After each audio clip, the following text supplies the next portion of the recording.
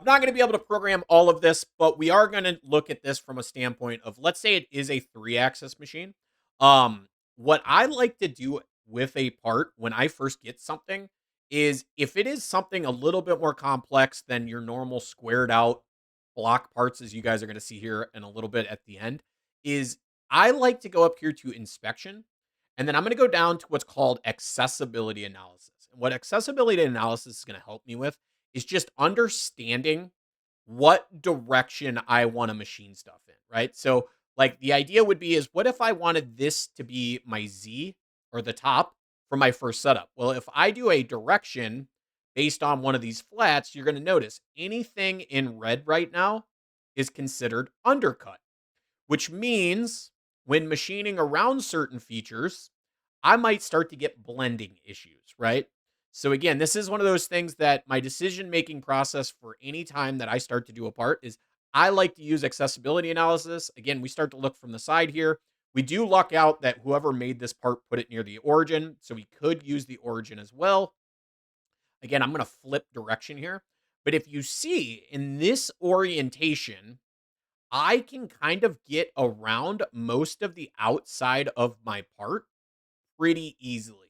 Now, again, based on knowledge, flat end mill is going to come across here. Looks like you got a bevel here that we could probably use like a 45 or something. Again, I'm going to get around down here at the bottom. This orientation for possibly my first and second setup is going to be massive, in my opinion. Now, we are going to turn around and look at the fact that we're going to have to machine this inside pocket area at some point and open that up. However, as you're going to see, we're going to go ahead and see how far we can get and what we can, as I like to say, throw shit at the wall to kind of brainstorm a really good approach on something like that. So I see Deep Thinker. Deep Thinker, another one of our subscribers out there. Thank you for being one of our subscribers. As so, we also have Rick and Jeff out there being a top tier subscriber. When would you pick a manufactured model over a modified component? Deep Thinker, I'm so sorry, man. I know you keep asking about manufactured model, manufactured model. We need to jump on a meeting and dive into what you do. I am not up to speed on manufactured model the greatest. Now, in my opinion, I almost always stay away from manufactured model unless we're nesting.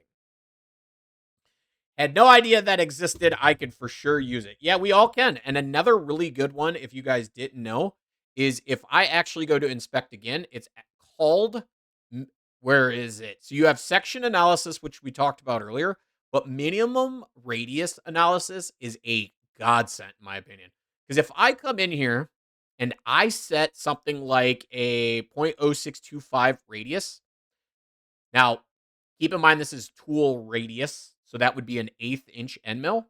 And then I can crank up and crank down my settings to see at what point is 0.063 going to be too large. So for example, this little feature here, there is some arches or little arcs in here. Again, this is going to require a smaller diameter cutter. Whoever modeled this inside fillet here is also smaller. That's a drill bit. No problem there. Drill bit, drill bit. So for the most part, we are going to have to go a little bit smaller than 0.625.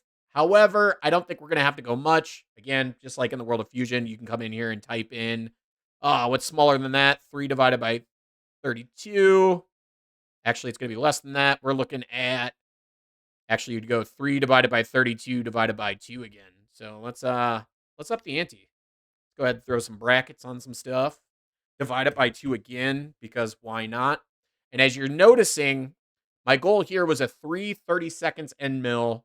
Divide by 2 would give me the radius without me having to know whatever the hell that decimal is off the top of my head.